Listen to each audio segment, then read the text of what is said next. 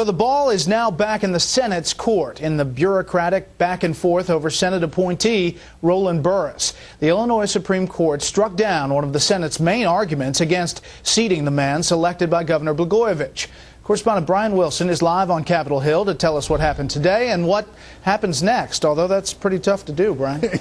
You need a crystal ball for sure. If we thought that a ruling from the Illinois Supreme Court was going to resolve this matter, boy, were we wrong. What we have now is an absolute deadlock.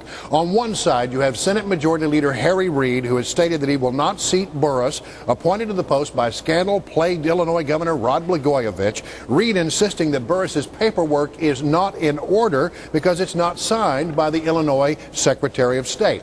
On the other side, you have the Illinois Secretary of State, Jesse White, who says that he's not going to sign it.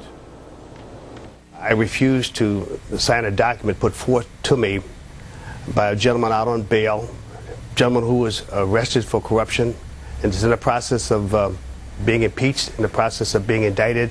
I just did not want to be a part of that scenario.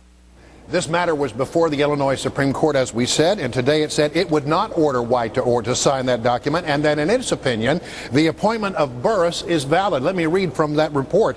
No further action is required by the Secretary of State, the Supreme Court said, or any other official to make the governor's appointment of Roland Burris to the United States Senate valid under Illinois law.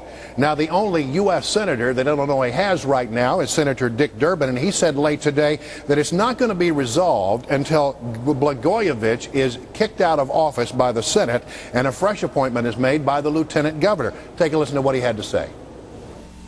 I think it's best to suspend activities in the filling of that vacancy until this impeachment trial in the Illinois State Senate is concluded. If it results in the impeachment of Governor Blagojevich, it will mean the succession to office of Lieutenant Governor Pat Quinn. He will then have the authority to make this appointment in a clean, legal, respectable way.